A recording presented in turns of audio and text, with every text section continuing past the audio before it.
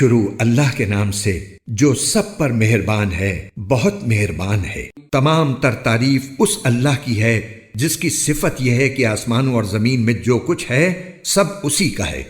اور آخرت میں بھی تعریف اسی کی ہے، اور وہی ہے جو حکمت کا مالک ہے، مکمل طور پر باخبر۔ وہ ان چیزوں کو بھی جانتا ہے جو زمین کے اندر جاتی ہیں، اور ان کو بھی جو اس سے باہر نکلتی ہیں، ان کو بھی جو آسمان سے اترتی ہیں، اور ان کو بھی جو اس میں چڑھتی ہیں، اور وہی ہے جو بڑا مہربان ہے، بہت بخشنے والا ہے۔ اور جن لوگوں نے کفر اپنا لیا ہے وہ کہتے ہیں کہ ہم پر قیامت نہیں آئے گی۔ کہہ دو کیوں نہیں آئے گی؟ میرے عالم الغیب پروردگار کی قسم، وہ تم پر ضرور آ کر رہے گی۔ کوئی ذرہ برابر چیز اس کی نظر سے دور نہیں ہوتی، نہ آسمانوں میں، نہ زمین میں، اور نہ اس سے چھوٹی کوئی چیز ایسی ہے، نہ بڑی، جو ایک کھلی کتاب یعنی لوح محفوظ میں درج نہ ہو۔ اور قیامت اس لیے آئے گی تاکہ جو لوگ ایمان لائے ہیں اور انہوں نے نیک عمل کیے ہیں، اللہ ان کو انعام دے۔ ایسے لوگوں کے لیے مغفرت ہے اور باعزت رزق۔ اور جن لوگوں نے ہماری آیتوں کے بارے میں یہ کوشش کی ہے کہ انہیں ناکام بنائیں، ان کے لیے بلا کا دردناک عذاب ہے۔ اور اے پیغمبر، جن لوگوں کو علم عطا ہوا ہے وہ خوب سمجھتے ہیں کہ تم پر تمہارے رب کی طرف سے جو کچھ نازل کیا گیا ہے وہ حق ہے، اور اس اللہ کا راستہ دکھاتا ہے جو اقتدار کا مالک بھی ہے، ہر تعریف کا مستحق بھی۔ اور یہ کافر لوگ ایک دوسرے سے کہنے لگے، کیا ہم تمہیں ایک ایسے شخص کا پتہ بتائیں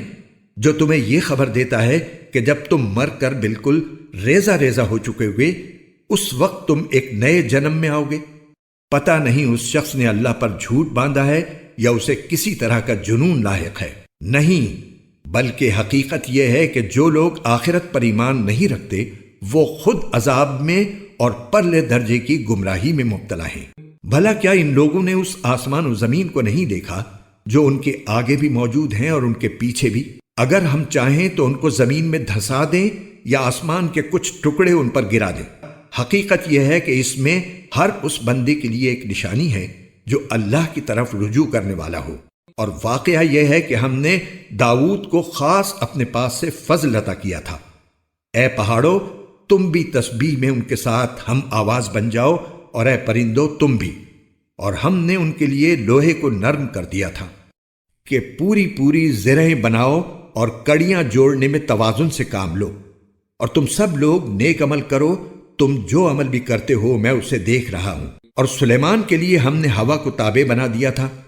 اس کا صبح کا سفر بھی 1 مہینے کی مسافت کا ہوتا تھا، اور شام کا سفر بھی 1 مہینے کی مسافت کا۔ اور ہم نے ان کے لیے تانبے کا چشمہ بہا دیا تھا۔ اور جنات میں سے کچھ وہ تھے جو اپنے پروردگار کے حکم سے ان کے آگے کام کرتے تھے، اور ہم نے ان پر یہ بات واضح کر دی تھی کہ ان میں سے جو کوئی ہمارے حکم سے ہٹ کر ٹیڑھا راستہ اختیار کرے گا اسے ہم بھڑکتی ہوئی آگ کا مزہ چکھائیں گے۔ وہ جنات سلیمان کے لیے جو وہ چاہتے بنا دیا کرتے تھے، اونچی اونچی عمارتیں، تصویریں، حوض جیسے بڑے بڑے لگن، اور زمین میں جمی ہوئی دیگیں۔ اے داؤد کے خاندان والو، تم ایسے عمل کیا کرو جن سے شکر ظاہر ہو، اور میرے بندوں میں کم لوگ ہیں جو شکر گزار ہوں۔ پھر جب ہم نے سلیمان کی موت کا فیصلہ کیا تو ان جنات کو ان کی موت کا پتہ کسی اور نے نہیں بلکہ زمین کے کیڑے نے دیا جو ان کے عصا کو کھا رہا تھا۔ چنانچہ جب وہ گر پڑے تو جنات کو معلوم ہوا کہ اگر وہ غیب کا علم جانتے ہوتے تو اس ذلت والی تکلیف میں مبتلا نہ رہتے۔ حقیقت یہ ہے کہ قوم سبا کے لیے خود اس جگہ ایک نشانی موجود تھی جہاں وہ رہا کرتے تھے۔ دائیں اور بائیں دونوں طرف باغوں کے 2 سلسلے تھے۔ اپنے پروردگار کا دیا ہوا رزق کھاؤ اور اس کا شکر بجا لاؤ، ایک تو شہر بہترین، دوسرے پروردگار بخشنے والا۔ پھر بھی انہوں نے ہدایت سے منہ موڑ لیا، اس لیے ہم نے ان پر بند والا سیلاب چھوڑ دیا، اور ان کے دونوں طرف کے باغوں کو ایسے 2 باغوں میں تبدیل کر دیا جو بدمزہ پھلوں، جھاؤ کے درختوں اور تھوڑی سی بیریوں پر مشتمل تھے۔ یہ سزا ہم نے ان کو اس لیے دی کہ انہوں نے ناشکری کی روش اختیار کی تھی، اور ایسی سزا ہم کسی اور کو نہیں بڑے بڑے ناشکروں ہی کو دیا کرتے ہیں۔ اور ہم نے ان کے اور ان بستیوں کے درمیان جن پر ہم نے برکتیں نازل کی ہیں ایسی بستیاں بسا رکھی تھیں جو دور سے نظر آتی تھیں، اور ان میں سفر کو نپے تلے مرحلوں میں بانٹ دیا تھا۔ اور کہا تھا کہ ان بستیوں کے درمیان راتیں ہوں یا دن امن و امان کے ساتھ سفر کرو۔ اس پر وہ کہنے لگے کہ ہمارے پروردگار ہمارے سفر کی منزلوں کے درمیان دور دور کے فاصلے پیدا کر دے، اور یوں انہوں نے اپنی جانوں پر ستم ڈھایا، جس کے نتیجے میں ہم نے انہیں افسانہ ہی افسانہ بنا دیا اور انہیں ٹکڑے ٹکڑے کر کے بالکل تتر بتر کر دیا۔ یقیناً اس واقعے میں ہر اس شخص کے لیے بڑی نشانیاں ہیں جو صبر و شکر کا خوگر ہو۔ اور واقعی ان لوگوں کے بارے میں ابلیس نے اپنا خیال درست پایا، چنانچہ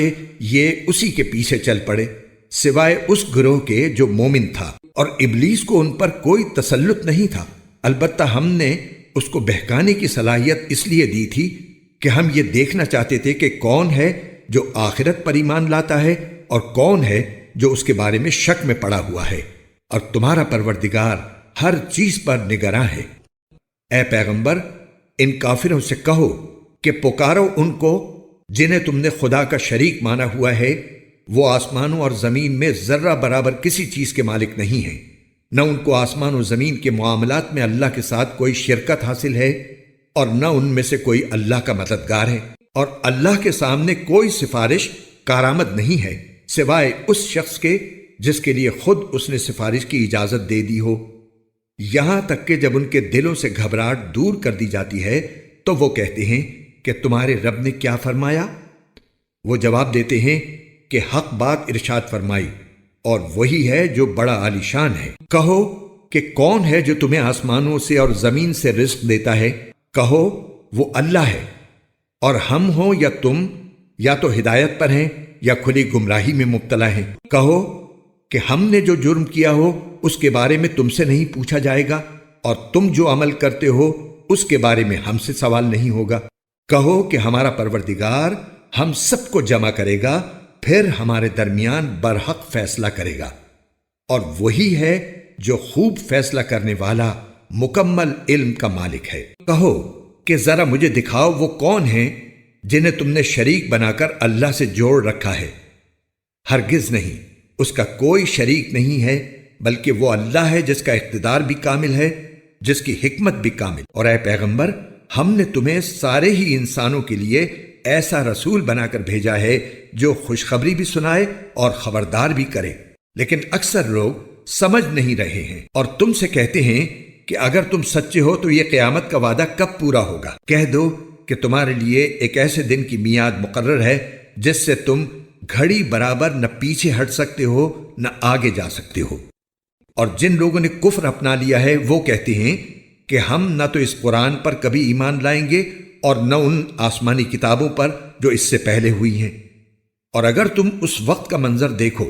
جب یہ ظالم لوگ اپنے پروردگار کے سامنے کھڑے کیے جائیں گے تو یہ ایک دوسرے پر بات ڈال رہے ہوں گے۔ جن لوگوں کو دنیا میں کمزور سمجھا گیا تھا وہ ان سے کہیں گے جو بڑے بنے ہوئے تھے کہ اگر تم نہ ہوتے تو ہم ضرور مومن بن جاتے۔ جو بڑے بنے ہوئے تھے ان سے کہیں گے جنہیں کمزور سمجھا گیا تھا کہ کیا ہم نے تمہیں ہدایت سے روکا تھا جبکہ وہ تمہارے پاس آ چکی تھی؟ اصل بات یہ ہے کہ تم خود مجرم تھے۔ اور جنہیں کمزور سمجھا گیا تھا وہ ان سے کہیں گے جو بڑے بنے ہوئے تھے کہ نہیں، یہ تمہاری رات دن کی مکاری ہی تو تھی جس نے ہمیں روکا تھا جب تم ہمیں تاکید کرتے تھے کہ ہم اللہ سے کفر کا معاملہ کریں اور اس کے ساتھ دوسروں کو شریک مانیں۔ اور یہ سب جب عذاب کو دیکھ لیں گے تو اپنا پچھتاوا چھپا رہے ہوں گے، اور جن جن لوگوں نے کفر اختیار کیا تھا ہم ان سب کے گلوں میں طوق ڈال دیں گے، ان کو کسی اور بات کا نہیں، انہی اعمال کا بدلہ دیا جائے گا جو وہ کیا کرتے تھے۔ اور جس کسی بستی میں ہم نے کوئی خبردار کرنے والا پیغمبر بھیجا، اس کے خوشحال لوگوں نے یہی کہا کہ جس پیغام کے ساتھ تمہیں بھیجا گیا ہے ہم اس کو ماننے سے انکار کرتے ہیں، اور کہا کہ ہم مال اور اولاد میں تم سے زیادہ ہیں اور ہمیں عذاب ہونے والا نہیں ہے۔ کہہ دو کہ میرا پروردگار جس کے لیے چاہتا ہے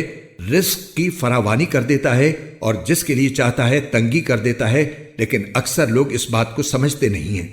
اور نہ تمہارے مال تمہیں اللہ کا قرب عطا کرتے ہیں اور نہ تمہاری اولاد، ہاں مگر جو ایمان لائے اور نیک عمل کرے تو ایسے لوگوں کو ان کے عمل کا دوہرا ثواب ملے گا، اور وہ جنت کے بالا خانوں میں چین کریں گے۔ اور جو لوگ ہماری آیتوں کے بارے میں یہ کوشش کرتے ہیں کہ ان کو ناکام بنائیں، ان کو عذاب میں دھر لیا جائے گا۔ کہہ دو کہ میرا پروردگار اپنے بندوں میں سے جس کے لیے چاہتا ہے رزق کی فراوانی کر دیتا ہے اور جس کے لیے چاہتا ہے تنگی کر دیتا ہے، اور تم جو چیز بھی خرچ کرتے ہو وہ اس کی جگہ اور چیز دے دیتا ہے، اور وہی سب سے بہتر رزق دینے والا ہے۔ اور وہ دن نہ بھولو جب اللہ ان سب کو جمع کرے گا، پھر فرشتوں سے کہے گا کہ کیا یہ لوگ واقعی تمہاری عبادت کیا کرتے تھے؟ وہ کہیں گے کہ ہم تو آپ کی ذات کی پاکی بیان کرتے ہیں، ہمارا تعلق آپ سے ہے، ان لوگوں سے نہیں۔ دراصل یہ تو جنات کی عبادت کیا کرتے تھے،